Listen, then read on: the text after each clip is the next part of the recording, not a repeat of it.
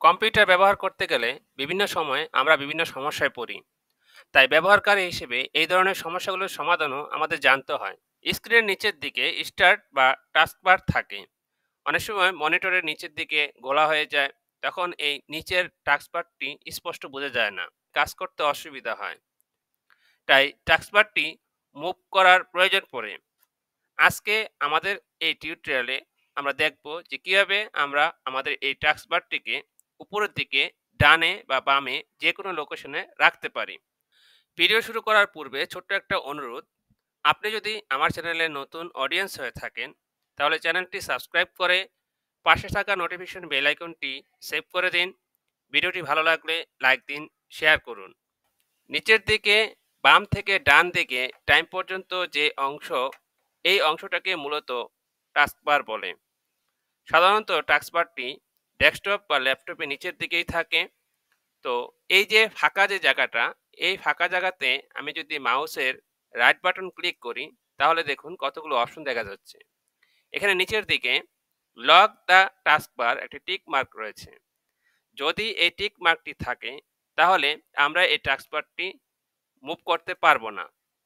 তো প্রথমে আমাদের কাজ হচ্ছে এই যে খালি জায়গা, এই খালি জায়গাতে মাউসের রাইট বাটন ক্লিক করতে হবে এবং এখানে একটি সিঙ্গেল ক্লিক করতে হবে। তাহলে দেখুন আমরা যদি পুনরায় রাইট বাটন ক্লিক করি আমাদের এই টিক মার্কটি চলে গেছে। এখন আমরা যদি মাউসের লেফট বাটনটি ক্লিক করে ডান দিকে নিয়ে আসি, দেখুন টাস্কবারটি ডান পাশে চলে এসেছে। আবার আমরা যদি মাউস দ্বারা লেফট বাটন ক্লিক করে বাম পাশে নিয়ে আসি, সেটা বাম পাশে চলে গেছে। এভাবে আমরা চাইলে উপরের দিকেও সেট করতে পারি।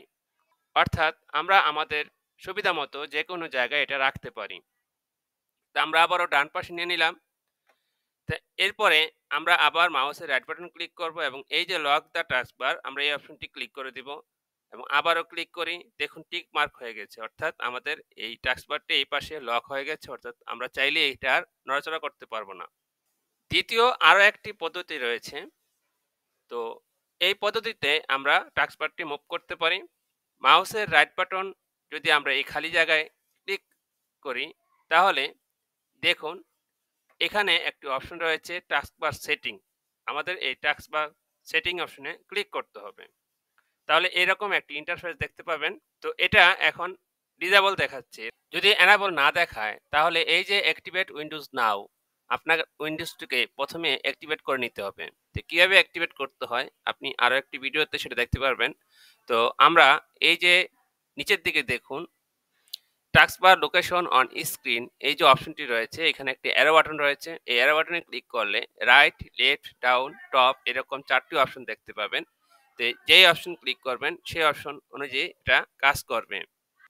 তো এটা আমরা ক্লোজ করে দিচ্ছি। আশা করি বুঝাতে পেরেছি।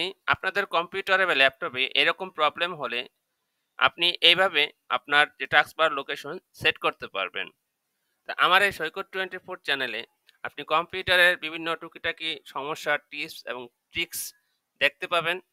তো নতুন ভিডিও দেখার আমন্ত্রণ জানিয়ে বিদায় নিচ্ছি। ভালো থাকবেন। আল্লাহ হাফিজ।